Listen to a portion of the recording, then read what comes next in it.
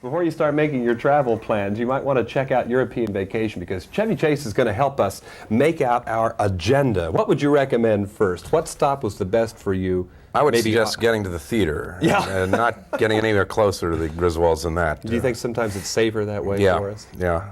Don't get anywhere near us in Europe. Tell us about your itinerary over there. What were some of your stops? Well, our first stop was at the hotel, it was a Windsor Arms. It was a small rat house tenement flat owned by a fat guy played by Mel. It's just hilarious. Because, I mean, obviously, the Griswolds won a game show, and they won this vacation in Europe, which happens to be in the fall during the rainy season, and which made it easy to shoot. And nothing goes right. I mean, it's just awful. And our first stop is, as I say, at this awful hotel. It's nothing like the brochure or what they tell you, when on vacation. We all know that routine. And we hang around London longer than one would expect because, of course, I'm not driving on the wrong side of the road. I'm caught in traffic going around, I think, Trafalgar Square, one of these circles there. Can't get out. It takes me 2 days just to get out of the traffic. There's apparently a wonderful sight gag, too, about Stonehenge. And, yeah. Well, before we leave, we visit Stonehenge. Now, we made a 2/3 mock-up scale of Stonehenge out of movie rocks, which are better known as rocks, but they're sort of cardboard. Yeah, you can't tell when you look at it. It looks exactly like Stonehenge. Whose idea was this with the whole domino thing? Who came up with that? I don't remember. That's great. I think it was me. Yeah. Which leads to my next question. Believe it or not, we knock it over if you want to know. I did want to find out about your writing career because we're so accustomed now to seeing you on screen, we maybe forget about the extensive writing that you've done. And do you still keep it up? A lot of it's there. I do a lot of the rewriting on the scripts that I shoot, and I ad-lib a bit. And I don't know. People who know me can almost invariably tell when a line is one that I've written, and I think probably more than I know, I'm writing a great deal in these films. Fletch, for instance, a great deal of the writing is mine. It's not to take away from the initial screenwriter, I mean, because most of the work has been done, but I think all comedic actors have to probably rework the material to be easier for them. Of course, it means that in a sense you're gaining control of the material that way. And I understand you're going. It's not your fault because your name isn't on the credit.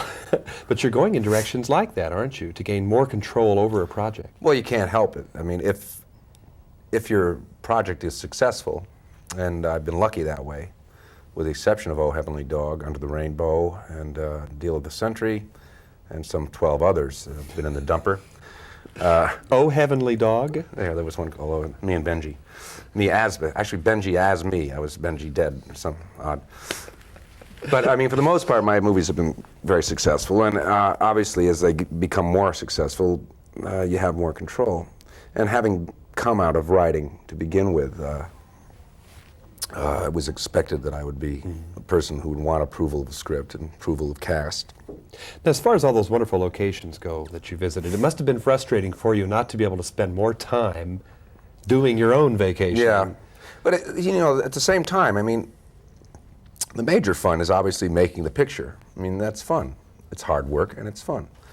Any time I had off, which was very little, I would have enjoyed taking it, at different places than the hotels we were staying in. I would have enjoyed doing it with my family who couldn't be with me while I was shooting.